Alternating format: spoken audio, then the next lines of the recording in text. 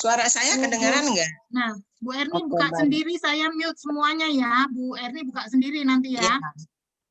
Aku mute Iya, semuanya iya. dulu ya. Oke.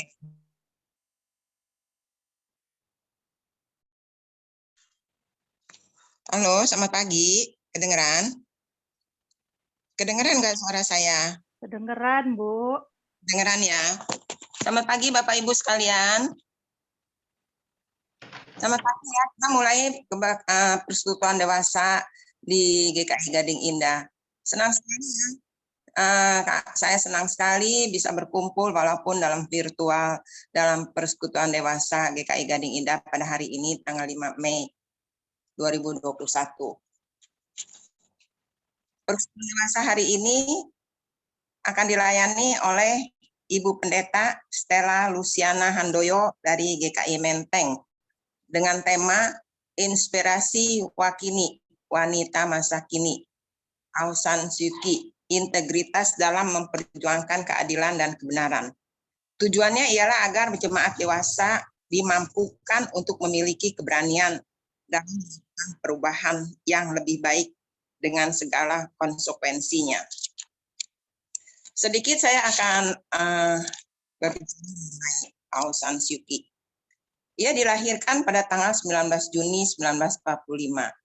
Tahun 1991 menerima penghargaan Nobel Perdamaian atas perjuangan memajukan demokrasi tanpa kekerasan dan dibebaskan pada tanggal 13 November 2010 setelah 15 tahun mendekam sebagai tahanan rumah dari hukuman yang 1 tahun.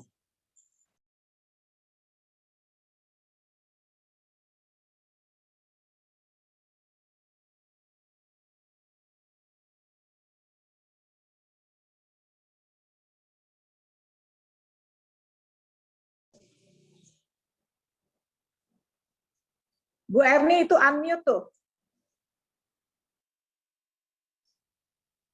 Suaranya Ibu Erni.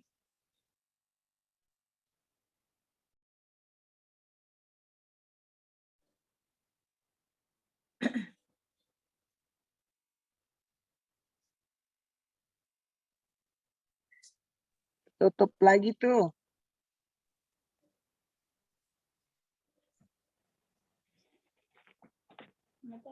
Halo?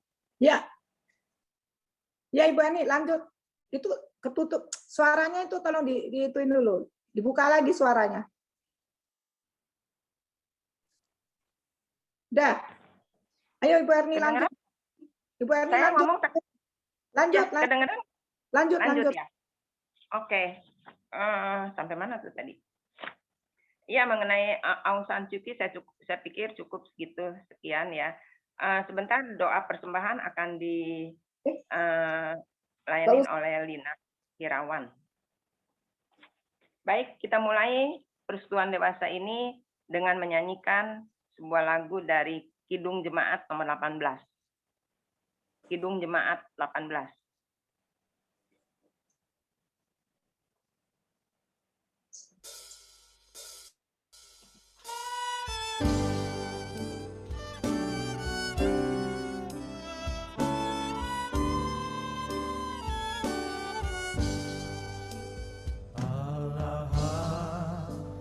Bagi kita dan hendak memberi berkat, melimpahkan kuasa Roh-Nya bagai hujan yang lebat, dengan Roh Kudus ya Tuhan umat-Mu berkatilah baharui hati kami, oh curahkan kurnia.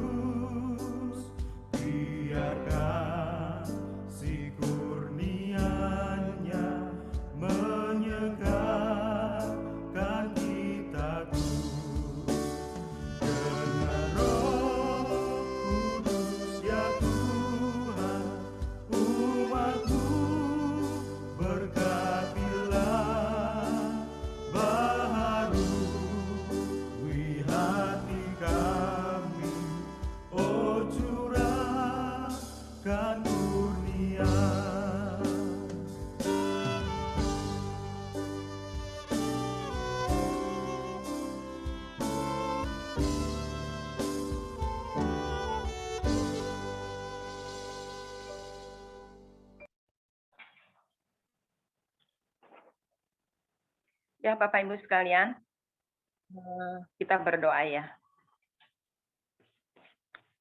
Bapa kami yang ada di sorga, Bapak yang Maha Kudus, Bapak yang Maha Mulia, yang kami sembah di dalam nama Yesus Kristus. Bapak, kami datang ke hadirat-Mu di pagi hari ini dalam persekutuan dewasa di Gading Indah.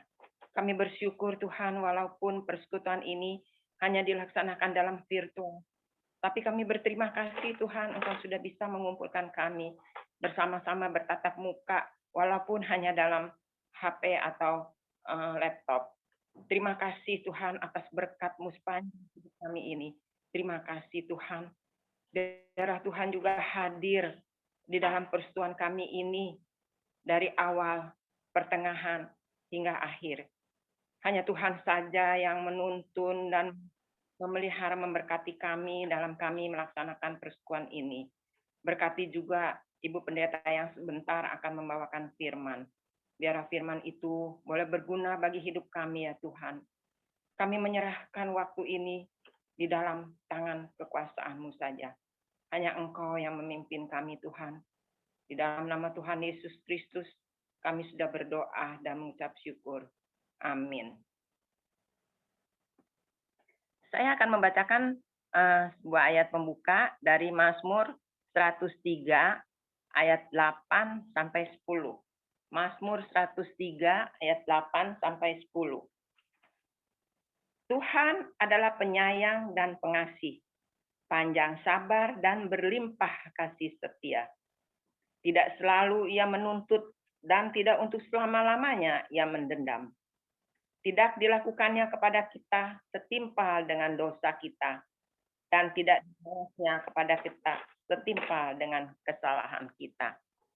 Ya Tuhan memang sungguh baik ya, walaupun kita sudah bersalah, kita sudah berdosa, tetapi Dia tidak akan membalasnya kepada kita.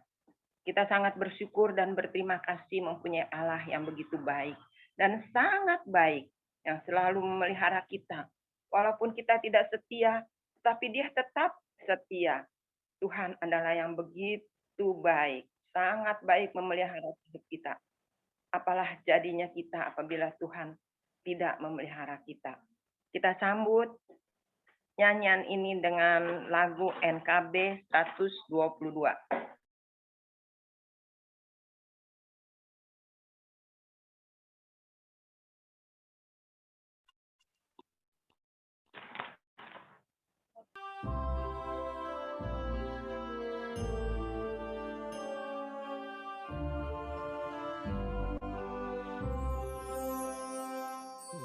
Ingin berperangan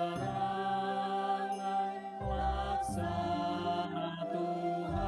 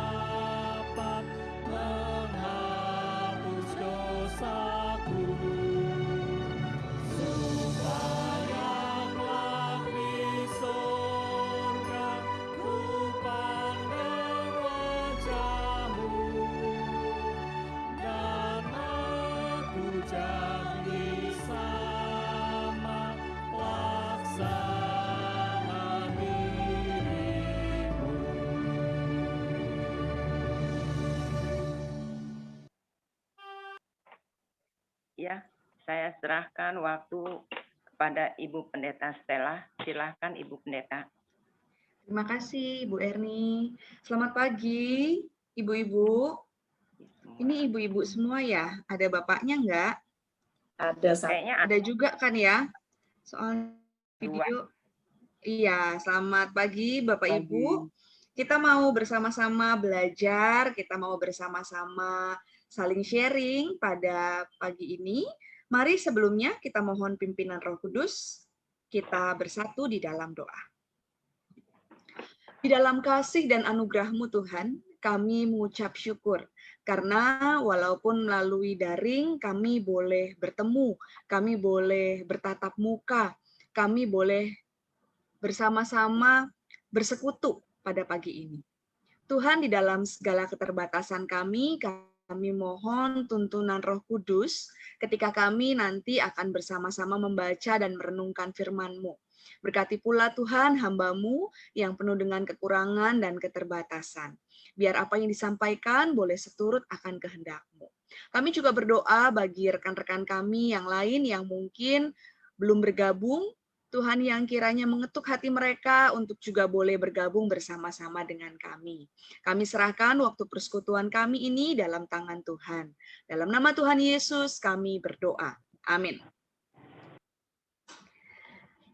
Bapak Ibu, hari ini kita akan bersama-sama membahas tentang Aung San Suu Kyi. Jadi kita mau sama-sama belajar. Saya mau izin share screen dulu. Sebentar ya.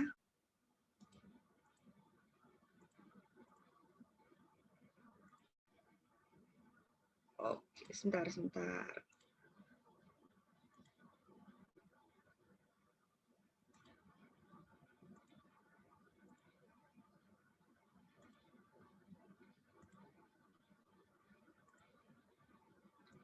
Oke, ini terlihat. Saya gedein dulu ya.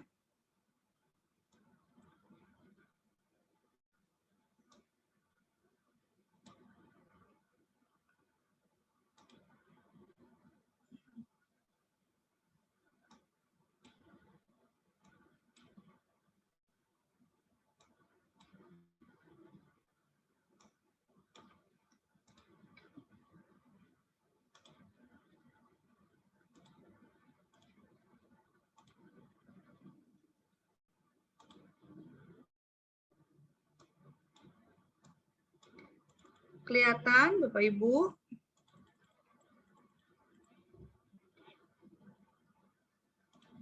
Kelihatan nggak? Kalau kelihatan boleh kasih jempol? Kelihatan. Oke. Ya, jadi kita hari ini mau membahas tentang Aung San Suu Kyi. Bapak Ibu, saya mau memulai dengan sebuah cerita. Jadi di Tiongkok, Bapak Ibu, kita tahu ya Tiongkok atau Cina gitu ya, orang itu kepengen merasakan damai. Karena pada zaman dulu itu ada kelompok barbar yang sering menyerang mereka. Sehingga akhirnya orang-orang di Tiongkok itu membangun tembok Cina. Siapa di sini yang sudah pernah pergi ke sana? Itu kan luar biasa besar ya. Besar, panjang, tinggi, kokoh sekali. Dan selama beratus-ratus tahun, semua orang di Tiongkok itu hidup dengan aman. Setidaknya dalam kurun waktu 100 tahun, itu Tiongkok itu pernah diserang 3 kali. Tapi selama 3 kali, musuh itu tidak ada satupun yang bisa berhasil masuk ke Tiongkok karena adanya tembok yang besar. Tapi pada suatu hari, ternyata ada satu kelompok orang yang bisa masuk melalui pintu gerbang. Apa yang terjadi? Ternyata orang-orang Tiongkok itu berhasil membangun tembok yang luar biasa, besar, tinggi, kuat, kokoh, dan itu mereka andalkan untuk menolong mereka menghindari dari serangan luar. Tapi walaupun mereka sudah berhasil membangun itu, mereka gagal membangun integritas. Kenapa? mereka gagal membangun integritas generasi selanjutnya, orang-orang selanjutnya. Yang tua-tua tidak berhasil mengajarkan integritas kepada anak-anaknya. Sang penjaga pintu gerbang ternyata berhasil disuap oleh pihak luar. Sehingga akhirnya saat itulah kedamaian, keamanan itu hancur seketika. Tembok yang besar tidak dapat menolong mereka lagi. Jadi dari peristiwa itu, kita belajar betapa integritas itu penting dalam hidup kita. Nah, pada pagi ini kita akan bersama-sama belajar apa sih integritasnya Ibu Aung San Suu Kyi ini. Tadi kita sudah dibantu oleh Bu Erni gitu ya, membahas sedikit tentang siapa Aung San Suu Kyi. Jadi Aung San Suu Kyi itu dia merupakan politikus di Burma, di Myanmar, dan banyak naik turun begitu ya. Kalau kita lihat, dia itu diplomat, dia itu penulis, dia itu pemenang Nobel Perdamaian. Tapi kalau kita lihat sepak terjangnya, ternyata ada juga nih yang menuntut untuk mengembalikan Nobel Perdamaian. Aung San Suu Kyi itu sangat terkenal karena dia memperjuangkan demokrasi di Burma. Jadi Bapak Ibu, kalau kita ingat demokrasi Indonesia itu aja kan lumayan berat begitu ya, dari eranya Soekarno mau Soeharto mau kita punya demokrasi itu aja mengorbankan rakyat. Ini lebih parah di Myanmar. Karena mereka itu pemerintahannya, junta militernya tuh ketat dan cukup dalam tanda kutip keras begitu ya. Jadi demokrasi itu menjadi dambaan, demokrasi itu menjadi mimpi banyak orang. Nah, Ibu Aung San Suu Kyi ini jadi salah satu promotornya. Dia jadi salah satu orang yang terus berusaha memperjuangkan demokrasi. Dan menariknya, Ibu Aung San Suu Kyi ini, ia menjadi tahanan rumah selama 15 tahun. Bahkan diperpanjang lagi sampai 21 tahun. Dan itu dia lakukan karena integritasnya pada negaranya, pada paham yang ia percaya bahwa demokrasi itu adalah hak gitu ya. Demokrasi, kebebasan itu hak semua orang. Maka itu ia hidupi, itu ia pegang walaupun dalam kenyataannya ada harga yang harus dibayar. Jadi ada sesuatu yang ironis nih Bapak Ibu dari Ibu Aung San Suu Kyi. Karena ia itu mempertahankan integritasnya, ia itu sampai jadi tahanan militer. Itu kan tahanan rumah ya, jadi nggak boleh kemana-mana, akses untuk komunikasi diputus, bahkan ia tidak bisa bertemu dengan keluarganya. Jadi dia itu punya suami, Aris, namanya Michael Aris, orang Inggris. Nah, ketika dia kembali ke Burma, dia itu awalnya hanya untuk menemani ibunya, karena ibunya sudah tua.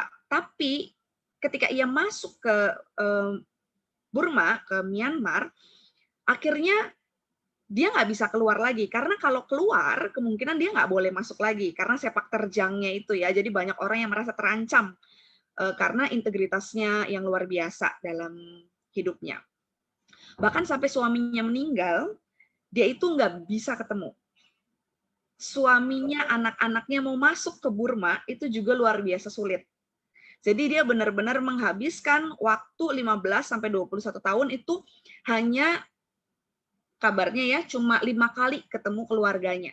Bayangkan 21 tahun cuman bisa 5 kali ketemu keluarganya, bahkan ketika suaminya meninggal dia nggak bisa ketemu, nggak bisa lihat, nggak bisa mengasuh anak-anaknya. Dan itu integritas yang luar biasa. Kalau orang nggak punya integritas, dia nggak akan rela tuh ya memberi diri, nggak akan rela mengorbankan diri. Lalu yang jadi pertanyaan, apa sih integritas dalam kehidupan kita? Apa sih makna integritas? Kita mau pertama-tama buka Alkitab dulu, Bapak Ibu. Mari kita bersama-sama membaca firman Tuhan Dari Kejadian pasal 39. Kejadian pasal 39, ayatnya yang pertama sampai ayatnya yang ke-20.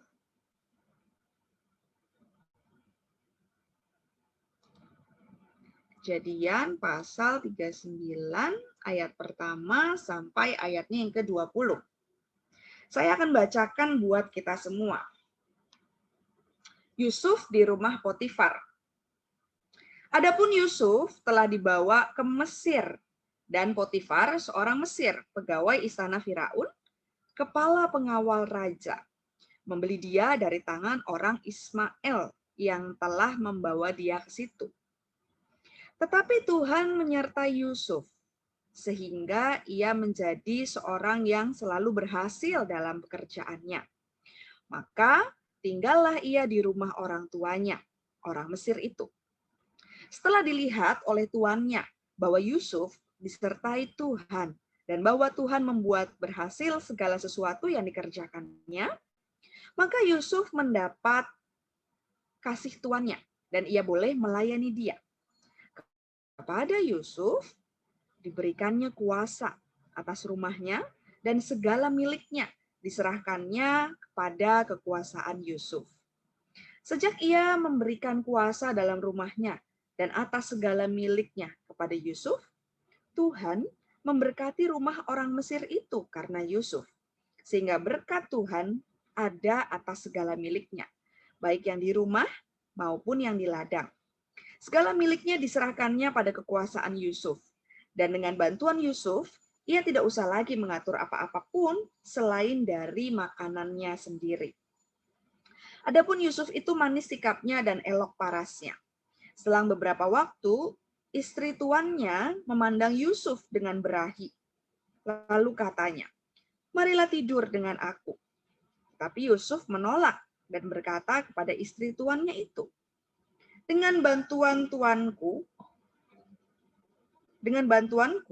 tuanku itu tidak lagi mengatur apa yang ada di rumahnya ini, dan ia telah menyerahkan segala miliknya pada kekuasaanku. Bahkan di rumah ini, ia tidak lebih besar kuasanya daripadaku, dan tiada yang tidak diserahkannya kepadaku selain daripada engkau, sebab engkau istrinya. Bagaimana mungkin aku melakukan kejahatan yang besar dan berbuat dosa terhadap Allah? Walaupun dari hari ke hari perempuan itu membujuk Yusuf, Yusuf tidak mendengarkan bujukannya itu untuk tidur di sisinya dan bersetubuh dengan dia. Pada suatu hari masuklah Yusuf ke dalam rumah untuk melakukan pekerjaannya, sedang dari seisi rumah itu seorang pun tidak ada di rumah itu. Lalu perempuan itu memegang baju Yusuf sambil berkata, "Marilah tidur dengan aku." Tetapi Yusuf meninggalkan bajunya di tangan perempuan itu dan lari keluar.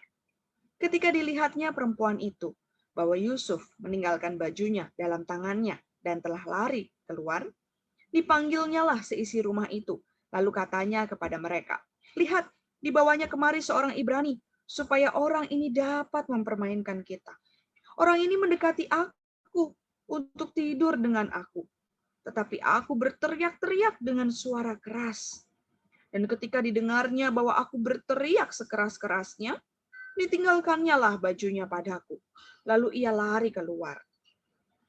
Juga ditaruhnya baju Yusuf itu di sisinya sampai tuan rumah pulang. Perkataan itu jugalah yang diceritakan perempuan itu kepada Potifar. Katanya, "Hamba orang Ibrani yang kau bawa kemari itu datang kepadaku untuk mempermainkan aku.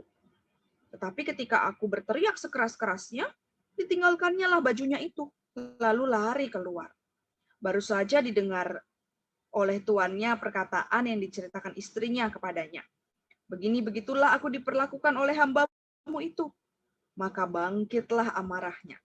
Lalu Yusuf ditangkap oleh tuannya dan dimasukkan ke dalam penjara, tempat tahanan raja dikurung.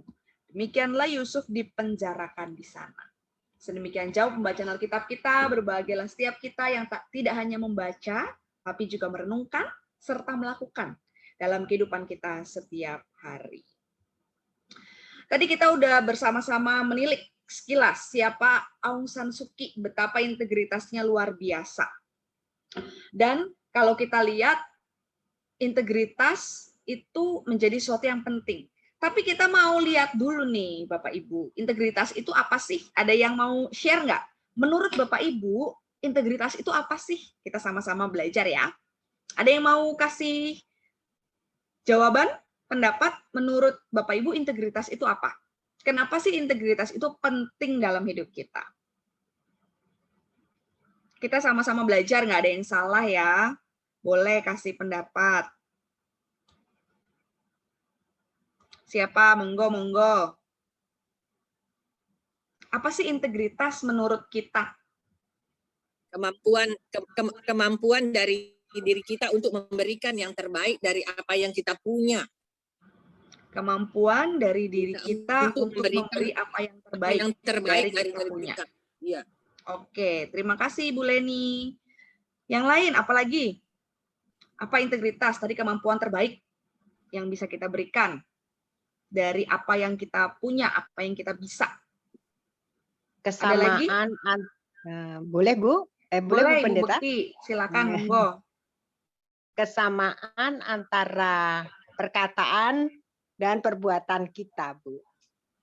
Kesamaan antara perkataan dan perbuatan. Terima kasih, Ya, Bu Bekti. Yang lain, satu terakhir deh. Kejujuran, Bu. Kejujuran, Ibu Sri. Terima kasih.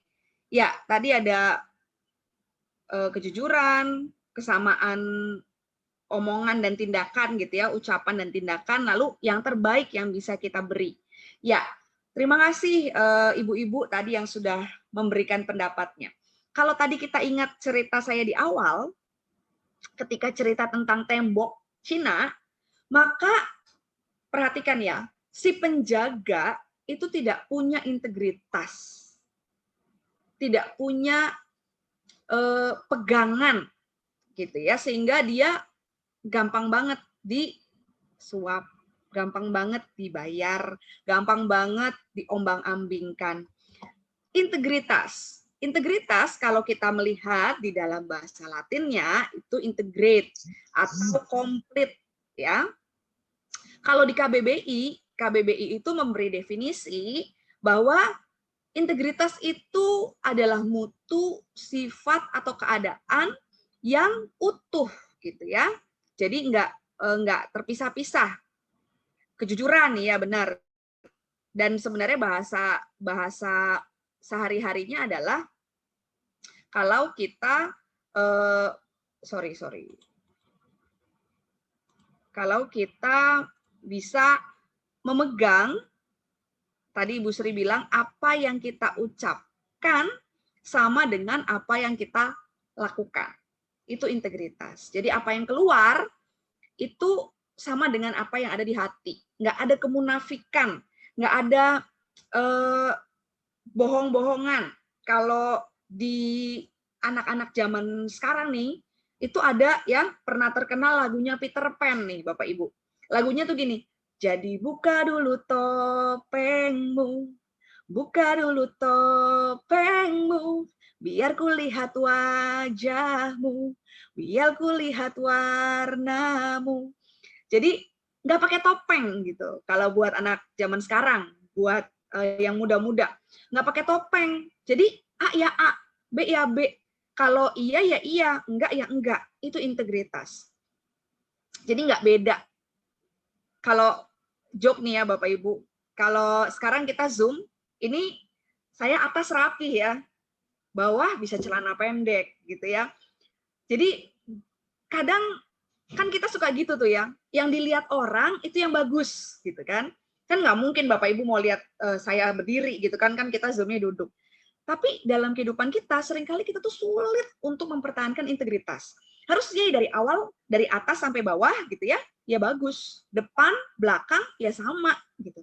Makanya kita perlu memegang teguh integritas. Apa yang keluar itu sama dengan apa yang kita lakukan. Apa yang kita kerjakan itu sama dengan apa yang ada di hati kita. Itu integritas. Kalau kita punya integritas, maka nggak akan terjadi tuh tembok Cina kebobolan gitu ya. Karena orangnya pegang integritas. Dia dibilang kamu harus bertanggung jawab. Kamu kerjakan tugasmu. Ketika dia bilang iya, maka ya dia pegang itu.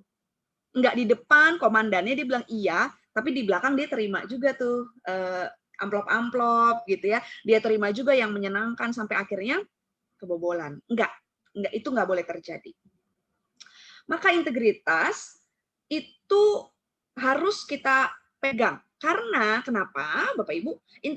Integritas itu berkaitan dengan jati diri kita. Integritas itu memegang peranan yang luar biasa di dalam kehidupan kita.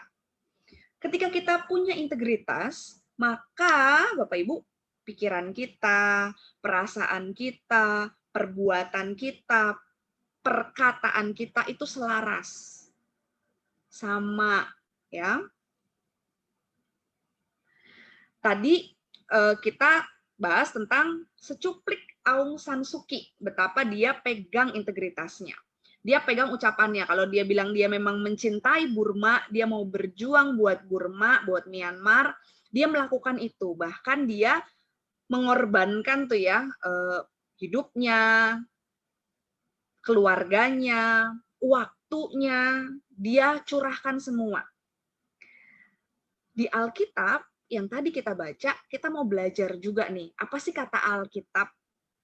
Memang sih kalau kita baca Alkitab, kita nggak akan pernah menemukan kata integritas. Ya, jadi kalau kita cari itu dari awal perjanjian lama sampai akhir Wahyu perjanjian baru gitu ya, kita tuh nggak akan menemukan kata integritas. Tapi secara garis besar, gambaran tentang integritas itu ada di Alkitab. Dan kita mau belajar dari satu tokoh aja nih pada kesempatan hari ini. Kita mau belajar dari Yusuf. Oke. Yusuf di dalam kehidupannya adalah orang yang memegang integritas. Yusuf kita tahu ya bahwa ia adalah anak dari Yakub. Di dalam perjanjian lama kita akan melihat bahwa sosok Yusuf adalah sosok yang kuat. Sosok Yusuf adalah seorang yang punya karakter yang tegas, karakter yang jelas gitu ya. Dia nggak mudah kanan kiri, enggak. Dan kalau kita lihat kualitas teguh yang dipegang oleh Yusuf, ini yang membuat ada banyak pekerjaan Tuhan di dalam kehidupan Yusuf dinyatakan luar biasa. Kalau kita melihat integritas Yusuf itu tidak didapat dengan semalam. Jadi enggak cuman instan gitu ya integritasnya, tapi integritasnya itu dipupuk. Integritasnya itu dilakukan hari lepas hari. Jadi ada proses yang terus dilakukan oleh Yusuf sehingga ia bisa menjadi pribadi yang punya integritas yang kokoh, Bapak Ibu. Kalau kita lihat di perikop yang kita baca tadi, betapa sebenarnya Yusuf itu kedudukannya enak, kedudukannya baik. Apa sih yang nggak diserahkan oleh Potifar kepada Yusuf? Semua diserahin. Bahkan kalau kita melihat, Potifar itu hanya tinggal ngurusin makannya. Semuanya itu udah dihandle oleh Yusuf. Hanya satu yang nggak dikasih ke Yusuf, ya istrinya. Istri Potifar. Dan yang menarik, kita bisa melihat integritas Yusuf ketika di ayatnya yang ke-11. Pada suatu hari, masuklah Yusuf ke dalam rumah untuk melakukan pekerjaannya. Sedang dari seisi rumah itu, seorang pun tidak ada di rumah itu. Perhatikan kalimat terakhir ya. Sedang dari seisi rumah itu, seorang pun tidak ada di rumah. Ini penting. Kenapa? Karena banyak orang, Bapak Ibu, banyak orang itu kadang bisa berintegritas, mampu berintegritas, kalau ada yang lihat. Contoh, kita kalau di lampu merah lagi buru-buru, yang sering kita lakukan apa sih? Kanan, kiri, ada polisi nggak? Lumayan nih kalau ketilang, ya kan? Tapi kalau nggak ada polisi, kita lagi buru-buru nih, mau ke gereja telat, mau ke kantor telat, mau nganterin anak telat, gitu ya, nganterin cucu. Yang kita lakukan apa? Ya terabas. Iya nggak? Iya, mumpung nggak ada gitu ya. Sekarang udah harus lebih hati-hati, karena ada e-tilang ya. Nggak ada bapak polisi sih, tapi ada kamera di mana-mana ya. Kalau nggak ada yang lihat gitu ya, nah boleh deh tuh. Kita selonong-selonong gitu ya. Terus kalau misalnya kereta api, kan udah kedengeran nih bunyinya nih ya. Neng nong, neng nong, neng nong. Nah, yang kita lakukan, tancap gas. Injek gas sekencang-kencangnya. Wow, gitu ya. Kalau bisa cepetan. Karena kalau udah kehalang sama palang kereta api, wah, lama lagi nanti gitu ya. Kalau masih ada kesempatan, terabas. Itu kan yang sering kali kita lakukan gitu ya. Kalau ada yang lihat, kita berhenti, kita taat. Tapi kalau enggak, ya udah gitu ya. Apalagi nih menarik nih, kalau ada uang jatuh di mall, coba. Lumayan merah-merah. Kita gimana? Duh, kalau dikasih ke security atau ke pusat informasi juga kan nggak tahu uang kan nggak ada ininya, kecuali dompet gitu ya. Gimana ya? Ambil aja kali ya kalau nggak ada yang lihat. Wah, injek. Kita injek gitu, nggak ada yang lihat. Nah, jongkok ambil. Ada yang gitu nggak? Semoga nggak ada gitu ya. Orang Gading Indah mah baik-baik. Tapi kita dalam hidup sehari-hari seringkali gitu. Kalau ada yang lihat, ya kita bisa tuh berintegritas. Kita bisa yang kita ucapkan, kan kita bilang ke anak-anak, peraturan itu harus ditaati. Kita bisa juga melakukannya. Tapi kalau nggak ada yang lihat, ketika kita bilang peraturan itu harus ditaati. Kalau nggak ada yang lihat, ya sekali-kali nggak apa-apa. Gitu nggak? Nggak boleh. Yusuf di perikop kita dibilang ketika tidak ada seorang pun di rumah itu. Jadi nggak ada yang lihat nih, Bapak Ibu. Tapi Yusuf tetap lebih takut sama Tuhan. Mau ada yang lihat, mau nggak ada yang lihat, nggak jadi masalah buat Yusuf. Ia tetap memegang teguh apa yang jadi prinsipnya. Apa yang benar, apa yang adil, apa yang harus dilakukan, apa yang baik, itu dia pegang dengan teguh. Dia nggak aji mumpung, dia nggak mementingkan, wah, ya udah, nggak apa-apa deh. Kan ini malah istri Potifar yang suka sama saya. Ya udah, nggak apa-apa. Dia nggak begitu. Padahal kalau mungkin nurutin ego gitu ya, siapa sih yang nggak mau sama istrinya Potifar? Orang kaya itu pilihannya nggak ada cantik dan jelek. Yang ada cuma cantik dan cantik banget, biasanya begitu. Kenapa? Karena ya semuanya terawat, terjamin, bisa merawat diri dengan baik, dan pasti Potifar juga nggak mungkin cari yang jelek gitu ya. Pastilah minimal menarik begitu ya. Jadi istrinya Potifar ini pasti juga menarik hati.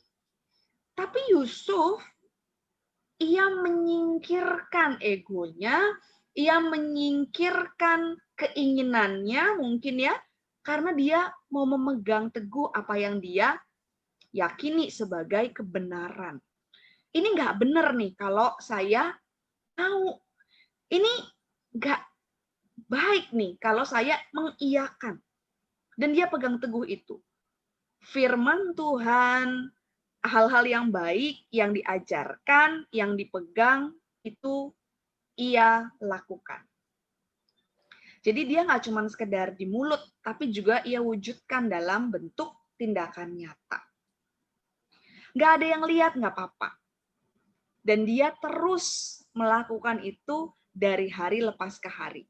Dan kalau dilihat nih, Bapak Ibu, ada risikonya nggak Yusuf berintegritas? Oh, ada. Risikonya gede. Seperti Aung San Suu Kyi, ada harga yang harus dibayar gitu ya. Yusuf ketika berintegritas, ketika ia memegang teguh kebenaran, maka ada harga yang harus dibayar. Dan harganya itu mahal. Yusuf tahu, Yusuf sadar bahwa bisa jadi apa yang sudah nyaman, yang dipercayakan kepadanya, itu bisa diambil dengan seketika oleh Potifar, oleh istrinya, gitu ya. Bahwa fakta bisa diputar balikkan itu dari dulu, bukan cuma sekarang. Jadi harga yang harus dibayar itu disadari penuh oleh Yusuf. Tapi resiko-resiko itu tidak membuat Yusuf goyah di dalam hidupnya. Integritas itu tetap ia pegang. Ia nggak cemas, ia nggak ragu sama sekali. Bahwa ya ketika dia bisa pegang integritas, ketika dia bisa memegang teguh kebenaran, keadilan, kebaikan seturut dengan firman Tuhan, ya Tuhan pasti akan menolong. Tuhan pasti akan memperlengkapi. Tuhan pasti akan menjaga. Dan kalau kita lihat,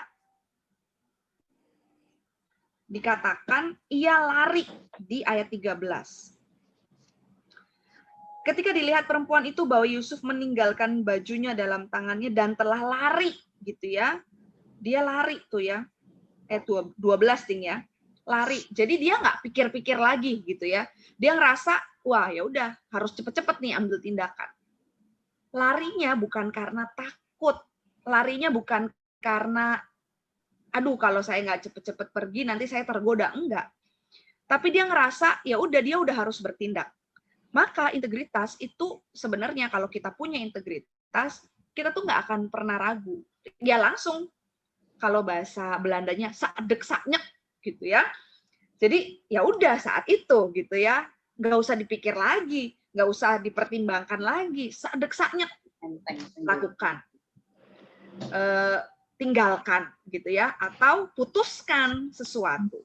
Itu adalah orang yang berintegritas karena dia udah tahu hitam putih, nggak ada yang di tengah-tengah. Dan itu yang dilakukan oleh Yusuf. Bapak Ibu, dalam hidup kita nih sehari-hari, kita punya nggak sih integritas? Kita bisa nggak memegang integritas? Contoh, kita bisa nggak, kita bilang nih sama anak-anak kita, cucu kita, kalian harus menghargai waktu misalnya ya. Tapi kita seharian juga malah tidur-tiduran aja gitu ya. Mungkin pas ada setrikaan, ya udahlah nggak apa-apa, besok-besok. Kita mengajarkan supaya menghargai waktu, tapi yang kita lakukan kita menunda, kita tar dulu gitu ya. Ya udahlah nanti sinetronnya pas lagi bagus. Ini besok-besok sinetronnya nggak keputar lagi, udah lewat, udahlah nggak apa-apa, nanti aja. Kerjaan rumah bisa ditunda. Nah, itu tandanya kita ya nggak punya integritas gitu ya. Tapi ketika kita bilang sama anak-anak kita, sama cucu kita, ayo kalian harus menghargai waktu. Walaupun sekarang serba online, tetap harus on time loh kalau sekolah loh ya. Nah, kita juga kasih contoh, kita kasih teladan bahwa kita kalau melakukan sesuatu nggak menunda. Kita kalau ke gereja nggak telat. Kita kalau persekutuan on time gitu ya. Jadi kita kasih teladan supaya orang-orang sekitar lihat bahwa yang kita ucapkan sama dengan yang kita lakukan. Lalu kita pegang komitmen apapun yang kita sudah janjikan kepada teman kita misalnya, kepada rekan bisnis kita, ya kita bisa pertanggungjawabkan. Itu integritas. Walaupun kadang misalnya kita punya usaha, misalnya ya, kita punya usaha. Tiba-tiba pas di pengantaran ada masalah. Misalnya jatuh, akhirnya barang usaha kita, barang dagangan kita tuh rusak. Yang harus dikirimkan customer. Tapi kita harus pegang komitmen bahwa ya kita harus bertanggung jawab. Kita akan memberi yang terbaik. Maka ya kita nggak akan kasih yang rusak kan. Kita harus ganti dengan yang baru. Nah itu integritas kita bisa pegang. Jadi orang lain ketika melihat kita, menilai kita, wah ini orang nggak usah diraguin, saya percaya deh gitu ya, saya percaya nih sama Bu Ella, saya percaya nih sama Bu Puspitasari, orangnya nggak akan ngecewain deh karena dia punya integritas. Jadi orang kalau lihat kita, ya, orang bisa menilai kita dengan baik, orang bisa menilai kita bahwa kita orang yang bisa dipercaya, bahwa apa yang kita ucapkan, apa yang kita lakukan itu bisa dipertanggungjawabkan dan memegang kebenaran, keadilan, terus kita bisa menjaga gitu ya, menyelaraskan banyak hal di dalam kehidupan kita. Kita lihat nih, ada sahabat kita. Sahabat kita mobilnya itu nyerempet mobil lain. Ini sahabat kita loh ya. Sahabat kita mobilnya nyerempet mobil lain. Kita lihat nih di jalan, udah ribut-ribut nih, udah semua orang ngumpul. Terus kita tanya nih, ini gimana nih kejadiannya? Kenapa gitu ya, kita mau nolong. Kita tahu nih sahabat kita yang nyerempet. Yang kita lakukan gimana? Kita tetap bela sahabat kita atau kita bela pihak lain yang diserempet. Seringkali mungkin sahabat kita akan minta tolong sama kita, aduh tolongin dong, aduh ribet nih urusannya kalau gini, tolong belain. Di situ kita akan dilihat, bisa nggak kita pegang integritas, bisa nggak kita tetap memperjuangkan keadilan. Ya yang salah tetap salah, walaupun dia sahabat kita, walaupun mungkin kalau sahabat masih mikir, kalau anak kita, coba kita tetap bela nggak walaupun salah?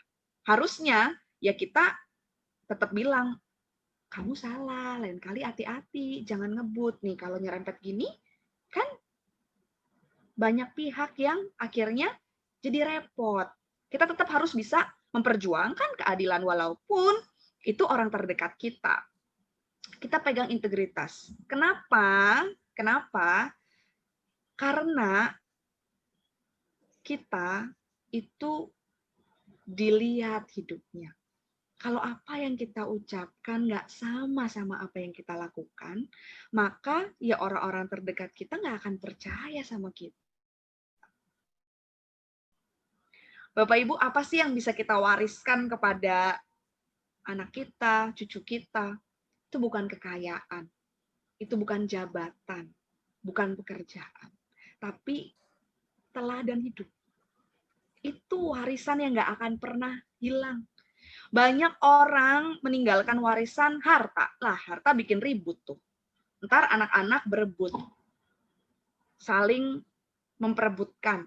Tapi kalau teladan hidup, integritas, nilai-nilai yang jadi teladan kita, itu yang kita tinggalkan, maka itu akan dikenang, itu akan dipegang oleh keluarga kita dengan bangga. Nama baik gitu ya, kan ada pepatah ya, gajah mati meninggalkan gading gitu ya, kita mati meninggalkan nama baik. Kita mau memberikan teladan yang baik. Aung San Suu Kyi dalam hidupnya, dia nanti juga ya akan dikenang gitu ya, akan jadi orang yang diingat ketika orang lain memperjuangkan demokrasi. Betapa pengorbanannya itu jadi berkat buat banyak orang. Bapak Ibu, ada yang tahu ini siapa? Ada yang tahu nggak ini siapa? Wah, ini terkenal banget loh orang ini loh. Ini Godfather. Siapa coba? Siapa namanya, Bu Ella? Nanti Aduh. kalau ada yang bisa jawab dapat hadiah dari Bu Nana ya.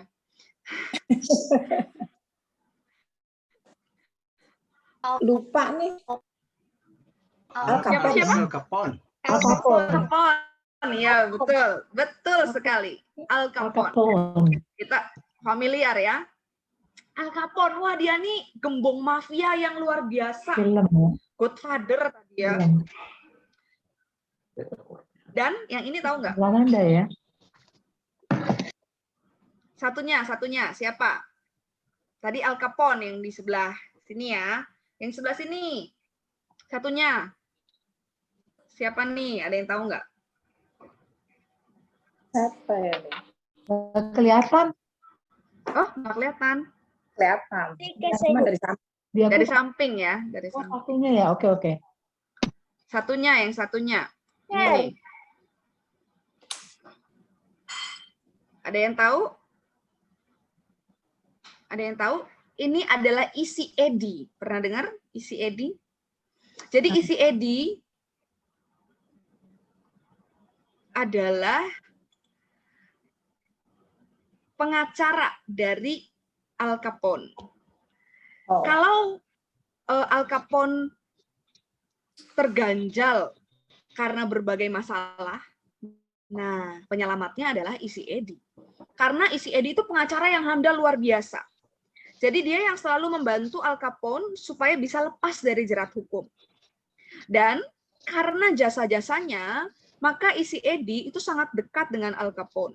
Sampai segala sesuatu yang dibutuhkan, Easy Eddie mau minta apa deh gitu ya sama Al Capone itu diturutin.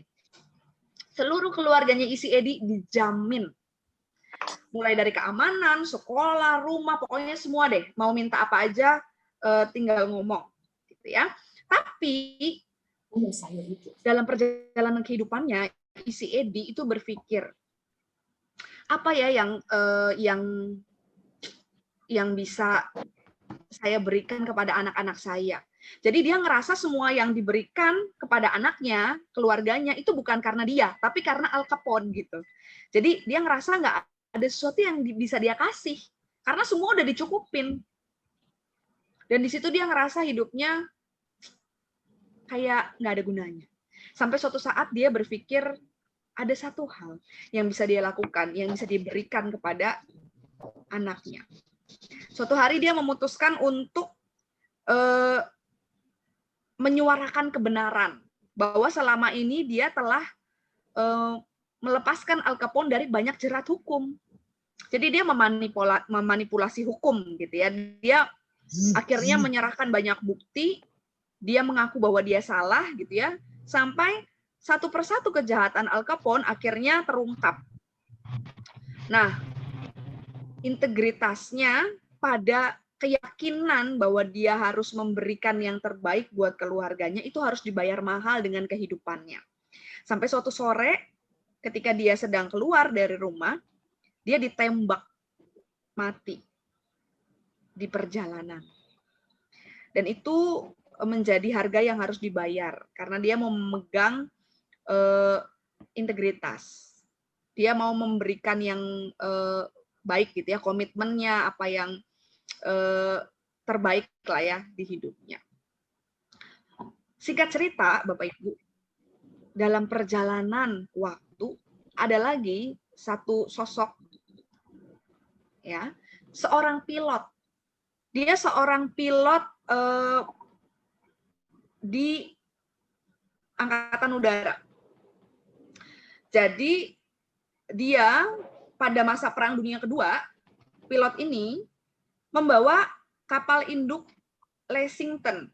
Jadi satu kapal induk yang memang cukup berperan gitu ya dalam Perang Dunia Kedua.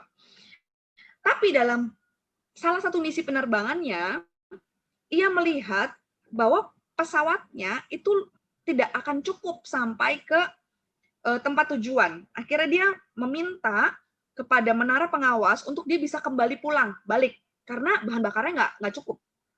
Dalam perjalanannya balik, sang pilot ini melihat, wah, kok dia melihat ada 9 pesawat bomber Jepang yang sedang menuju ke pangkalan udaranya. Ketika melihat 9 pesawat musuh itu, yang dia lakukan, dia itu nggak menghindar. Tapi yang dia lakukan di tengah bahan bakar yang terbatas, dia tembaki pesawat musuh itu.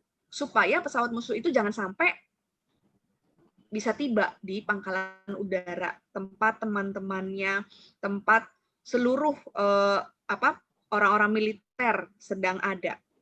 Jadi dia memperjuangkan itu.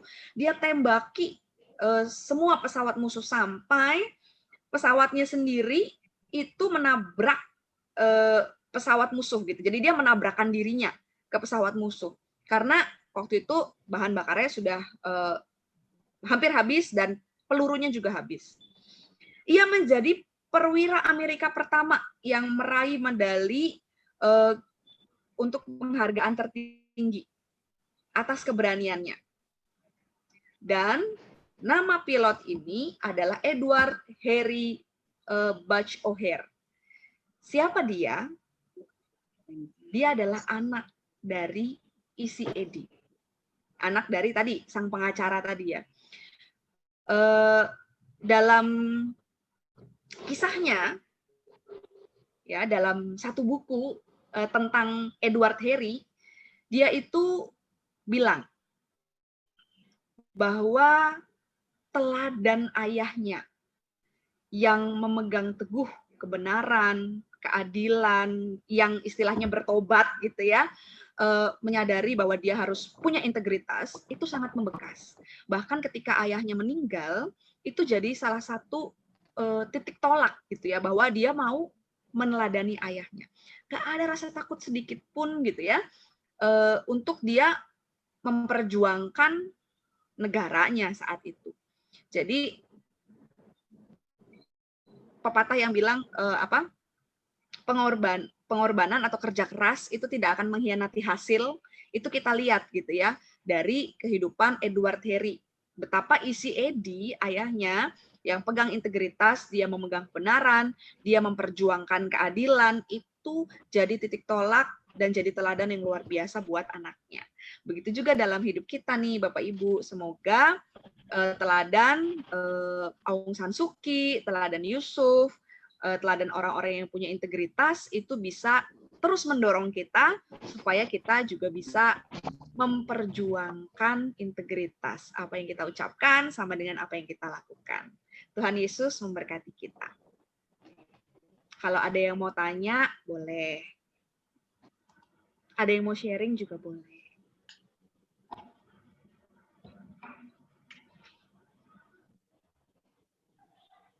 Bapak Ibu silahkan yang mau sharing, yang mau tanya.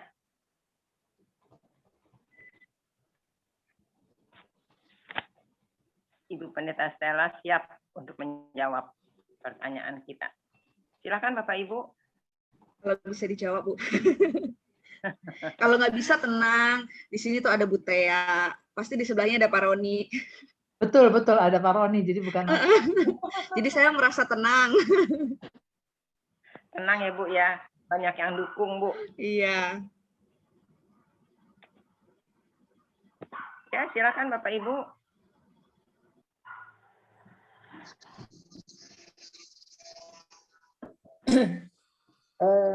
Pendeta Stella ya.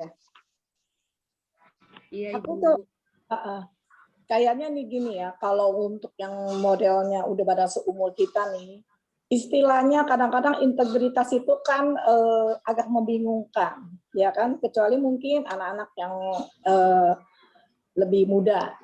Nah, yang kalau saya sih melihat cuman istilah dari integritas itu apakah itu similar misalnya dengan yang dituntut adalah kejujuran, kesetiaan, dan secara iman ya iman yang teguh. Suatu kita menjalankannya dalam hidup kita itu harus bagaimana. Saya lihat sih ke situ aja ya, untuk paling sedikit lebih simpel gitu kata-katanya. Iya, bisa Bu. Lebih simpel lagi sih tadi ya, apa yang kita ucapkan sama dengan apa yang kita lakukan. Iya. Singkatnya. Jadi kita nggak munafik gitu ya Bu ya. Iya, betul, nggak munafik. Munafik, bohong, sesuai perbuatan dengan perkataan. Mm-mm. Nah, yang saya rasa yang lebih kita bisa ngerti gitu orang tua-tua, integritas gitu kan orang tua suka bingung juga ya, udah Iya. gitu kata-kata suka keserimpet-serimpet ngomongnya. Iya, Itulah, iya. begitulah perbuatan dan perkataan sama, nggak Iya. bohong dah, apalagi sama anak cucu ya kita bohong supaya dia juga nggak ngebohong juga gitu. Kalau yang paling mudah dimengerti buat kita orang tua itu mungkin ya Bu ya. Iya, iya, iya. Terima kasih Bu Ella, Ibu Erni. Sama-sama. Ya semoga kita semua jadi murid-murid Tuhan yang punya integritas tinggi ya seperti Yusuf. Walaupun nggak ada yang Tuhan yang selalu melihat kita. Punya CCTV Tuhan bagi kita. CCTV ya benar. CCTV Tuhan yang bisa melihat kita. Ya Bapak Ibu mau tanya lagi atau mau share, kasih pendapat. Pak Roni mungkin Pak Roni bisa kasih pendapat bagaimana Pak Roni? Ibu Tea? Sudah cukup. Pendeta Stella sudah baik menyampaikannya. Salam ya Pak Roni. Sehat selalu. Terima kasih. Terima kasih Pendeta Stella. Contoh konkretnya udah banyak. Bu Tea mungkin mau menyampaikan apa gitu Ibu Tea? Mungkin lebih kepada contohnya kita ketika kita ada nggak contohnya kita tidak melakukan integritas gitu aja kali. Misalnya iya, misalnya nih, emak-emak nih, atau oma-oma ngomong, bilang, jangan boros ya, harus hemat. Tapi emaknya boros gitu.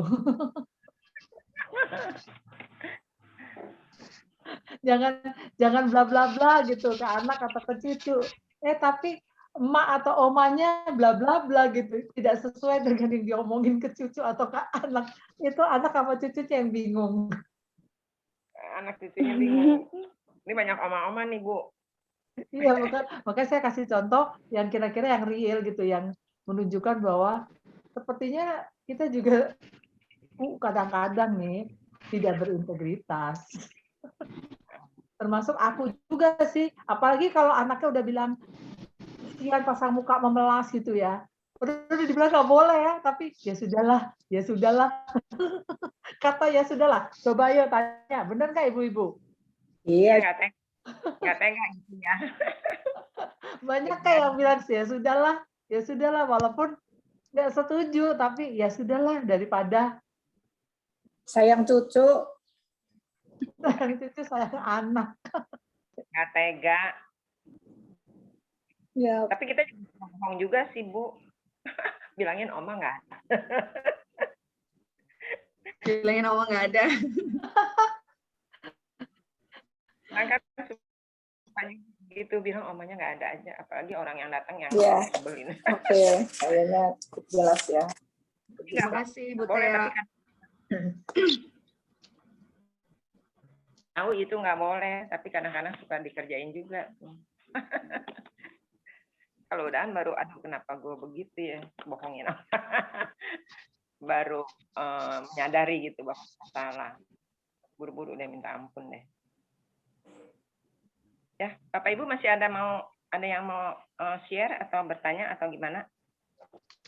Kalau sudah tidak ada, kita teruskan dengan doa syafaat dengan Ibu Pendeta Stella. Masih ada Ibu Bapak yang mau nanya? Silakan. Tidak ada? Saya minta Ibu Pendeta doa syafaat. Iya. Mari Bapak Ibu. Mau tambahin buat doa syafaat Bu. Iya, boleh. Minta tambah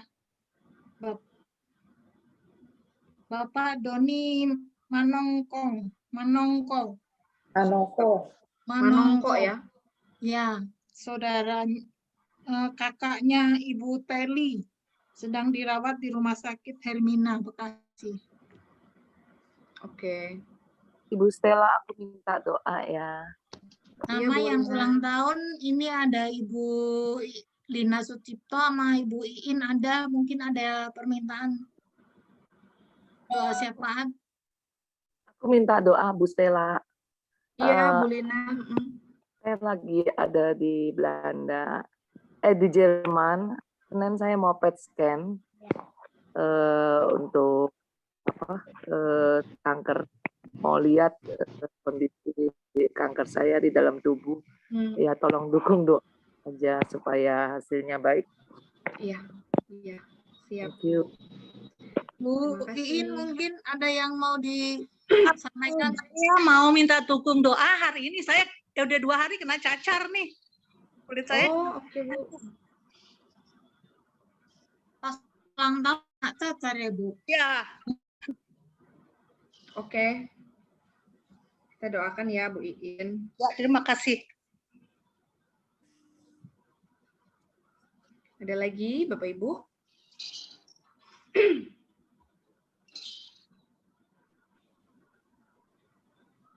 Nggak ada? Oke. Mari kita bersama-sama bersatu di dalam doa. Segala puji syukur Tuhan kami panjatkan kehadirat-Mu. Kami saat ini bersyukur untuk persekutuan yang boleh kami jalani. Biarlah persekutuan ini boleh menjadi persekutuan yang terus saling menopang, saling mendukung, dan biarlah iman kami boleh terus bertumbuh dari hari lepas ke hari. Kami juga mengucap syukur Tuhan ketika Tuhan menganugerahkan kepada kami kesehatan, kekuatan. Biarlah Tuhan senantiasa menjaga kami, melingkupi kami, ketika kami mungkin harus bepergian, harus belanja kebutuhan rumah tangga keluar, harus bertemu dengan orang lain. Jaga kami Tuhan, biarlah imun kami boleh tetap baik di tengah situasi pandemi saat ini.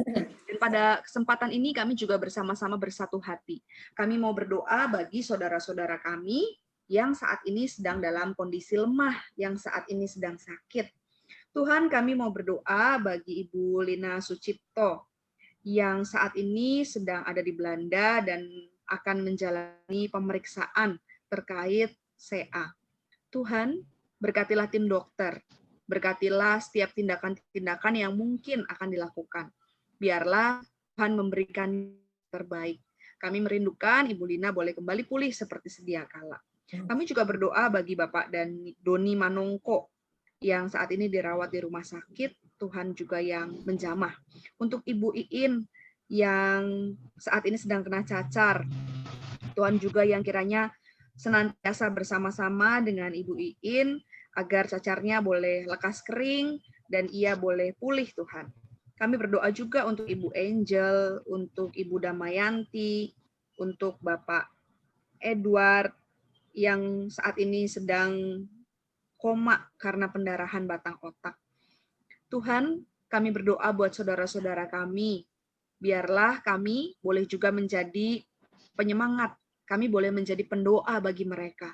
Sehingga mereka boleh merasakan ada banyak orang yang mengasihi, ada banyak orang yang mendukung, ada banyak orang yang merindukan bahwa mereka boleh kembali pulih seperti sedia kala. Kami juga mau mengucap syukur Tuhan untuk saudara-saudara kami yang saat ini bertahun yang Tuhan berikan pertambahan usia. Kami berdoa bagi Ibu Yeti, kami berdoa bagi Ibu Lina Sucipto, dan juga Ibu Iin Yulianti. Di tengah segala kondisi mereka, Tuhan, Engkau yang senantiasa bersama-sama dengan mereka. Kami mengucap syukur apapun terjadi, percaya Tuhan terus menopang. Kami berdoa juga bagi bangsa dan negara kami, secara khusus bagi para pemerintah, baik yang di pusat maupun sampai daerah untuk menangani pandemi. Biarlah segala peraturan, segala arahan-arahan boleh dapat dilakukan dengan sebaik mungkin dan pandemi ini dapat bangsa kami lewati. Kami juga berdoa bagi banyaknya bencana alam Tuhan. Kami sadar bumi kami sudah tua. Bantu kami untuk kami boleh menjaga bumi ini Tuhan, menjaga lingkungan sehingga tidak terjadi bencana yang semakin parah. Kami menyerahkan juga pergumulan kami pribadi lepas pribadi Tuhan. Tuhan yang senantiasa menopang kami.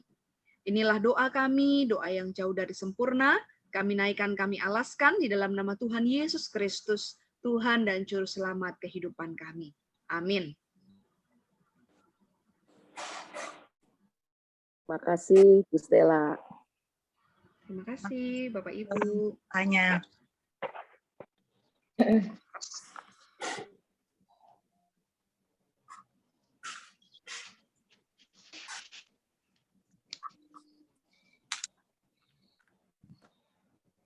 Bu Erni masih di mute. Oh iya, lupa. Masih di mute. Terima kasih Bu Pendeta Stella doa syafaatnya. Sekarang saatnya kita akan masuk persembahan. Salah satunya persembahan bisa dikumpulkan dan dimasukkan dalam amplop dan dibawa pada saat kita beribadah kembali nanti. Atau lewat transfer ke rekening BCA nomor 0948 488 488 atas nama DKI Jabar, DKI Gading Indah. Saya akan membacakan satu ayat persembahan dari 1 Tesalonika 3 ayat yang 9. 1 Tesalonika 3 ayat 9. Sebab ucapan syukur apakah yang dapat kami persembahkan kepada Allah atas segala sukacita yang peroleh karena kamu di hadapan Allah kita?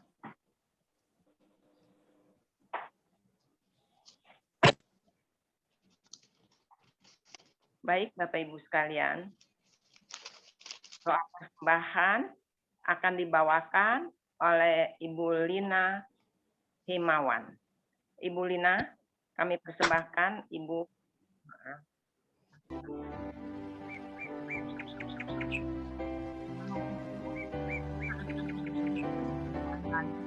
Dari NKB, dari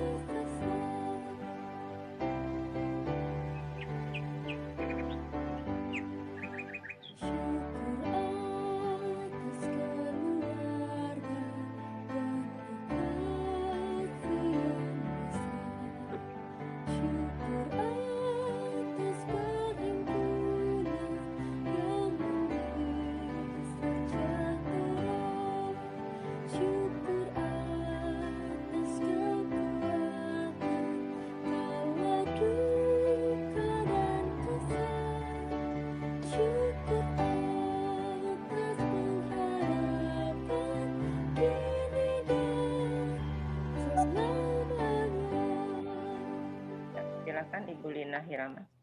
Ya, mari kita berdoa. Tuhan Allah Bapa kami dalam surga, kami mengucap syukur untuk seluruh berkat yang telah Tuhan berikan kepada kami, untuk kasih Tuhan dan karunia Tuhan di dalam kehidupan kami.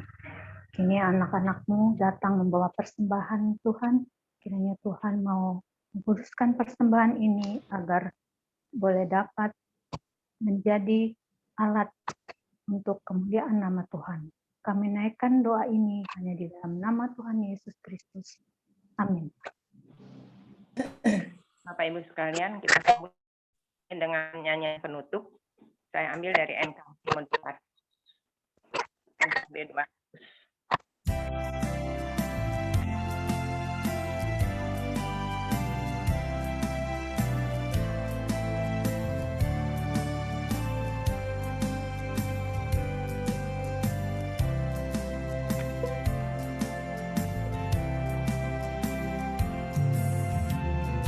Jalan hidup yang lebar sempit, orang sedih mengerang.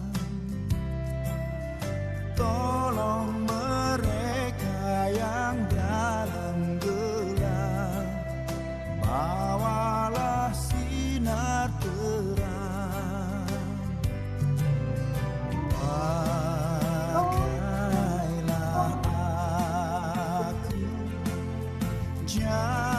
Jalan berkat-Mu memancarkan cahaya-Mu.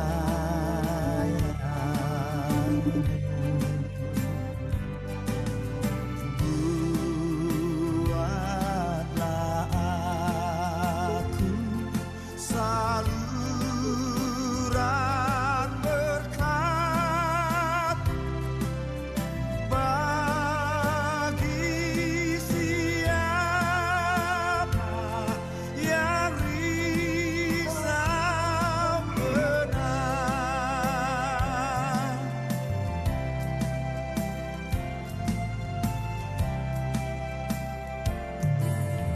Wartakan Kristus dengan kasih-Nya, pengampunan-Nya penuh. Orang kan datang apabila Engkau menjadi saksi teguh. Pakailah aku jalan berkat-Mu memancarkan cahaya-Mu.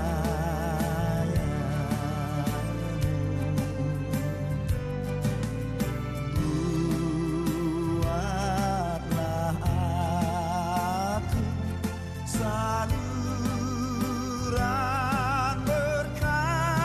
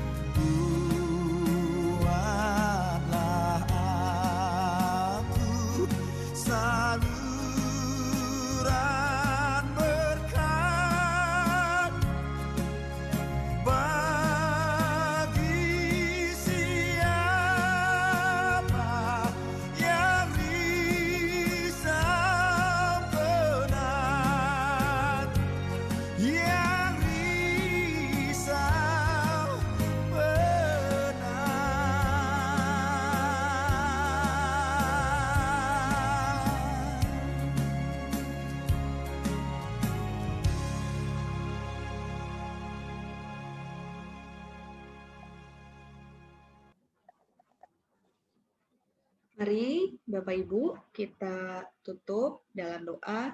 Mari kita berdoa. Allah Bapa yang bertahta di dalam kerajaan surga, kami mengucap syukur Tuhan untuk persekutuan kami pada pagi hingga siang ini. Biarlah persekutuan ini boleh terus menjadi persekutuan yang terus saling mendukung, saling menopang, dan membuat kami berakar, bertumbuh, dan berbuah di dalam kehidupan kami setiap hari. Selepas dari persekutuan ini, kami kembali akan melanjutkan aktivitas kami. Kami memohon Tuhan yang senantiasa menuntun setiap kami. Dan saat ini, Bapak Ibu yang terkasih, kita menerima berkat Tuhan. Kasih karunia dari Allah Bapa, kasih dari Tuhan Yesus Kristus, serta persekutuan Roh Kudus akan senantiasa melingkupi kita, akan senantiasa menaungi setiap langkah-langkah kita, mulai dari sekarang sampai selama-lamanya. Amin. Amin. Kita nyanyikan Bapa terima kasih.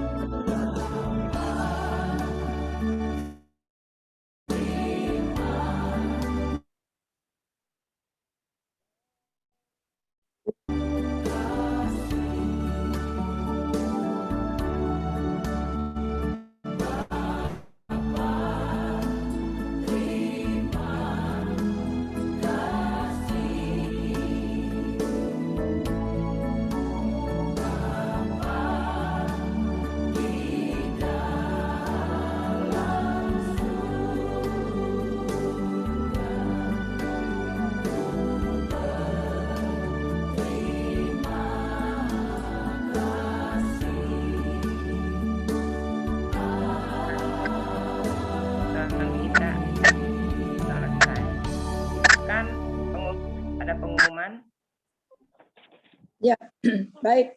Selamat siang Ibu Bapak yang dikasihi Tuhan Yesus Kristus.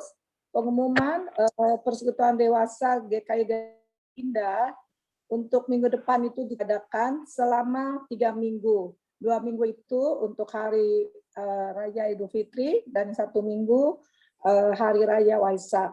Dan akan diadakan kembali tanggal 2 Juni 2021 jam 10. Adapun tanggal 2 Juni itu temanya adalah hidup dalam kasih Allah Trinitas.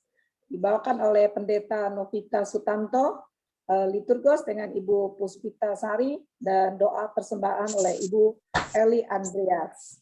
Pada kesempatan ini saya mengucapkan terima kasih kepada Pendeta Stella, juga kepada teman-teman yang bertugas dalam persekutuan hari ini. Tuhan memberkati kita semua. Dan ada satu lagi pengumuman, satu lagi acara untuk yang ulang tahun pada bulan April. Nah, ini semua yang ulang tahun, Ibu Trisna, Ibu Leni, Ibu Iriani, Ibu Bekti, Ibu Yanti, dan Ibu Junita. Tolong untuk videonya ditayangkan, Ibu Naning.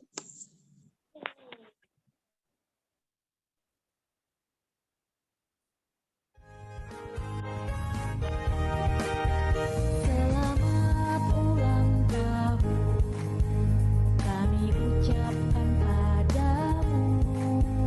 Selamat hari jadi, Tuhan Yesus memberkati. Kami selalu berdoa agar kau tetap setia melayani Yesus Tuhan dan Raja kita. Kami mengucap syukur, Tuhan telah pimpin langkahmu. Padamu saudara, selamat ulang tahun. Selamat ulang tahun kami ucapkan padamu. Semoga panjang umur, Tuhan Yesus memberkati. Ibu Stella, tolong untuk didoakan yang khusus yang berulang tahun pada bulan April. Oke, mari kita berdoa. Ini periode April ya, Bu? Ya, periode April. Oke, mari kita berdoa. Setiap hari baru yang Tuhan beri buat kami menjadi hari yang spesial buat kami. Secara khusus ketika Tuhan memberikan pertambahan usia kepada saudara-saudara kami yang berulang tahun pada periode bulan April. Kami berdoa untuk Ibu Trisna, Ibu Leni, Ibu Iriani, Ibu Bekti, Ibu Yanti, dan Ibu Junita. Tuhan, biarlah hikmat-Mu terus menuntun mereka di dalam hari-hari yang mereka lalui. Biarlah setia Tuhan juga berlimpah di dalam kehidupan rekan-rekan kami yang berulang tahun. Pakai mereka di dalam kehidupan keseharian Tuhan, dimanapun Tuhan tempatkan, mereka boleh menjadi citra Allah. Ketika orang melihat kehidupan mereka, orang melihat Kristus. Berikan kesehatan, kekuatan, dan sukacita di tengah-tengah kehidupan mereka masing-masing. Inilah ungkapan syukur kami Tuhan, kami naikkan dalam nama Tuhan Yesus Kristus. Amin. Ya, terima kasih Ibu Stella. Dan selamat juga kepada teman-teman semua. Semoga kita dipertemukan lagi dalam keadaan yang sehat, dengan sukacita yang dari Tuhan, sampai tanggal 3 Juni. Tuhan memberkati kita semua. Terima kasih, Stella. Terima kasih Pendeta Stella. Terima kasih, Bu Terima Pendeta. kasih.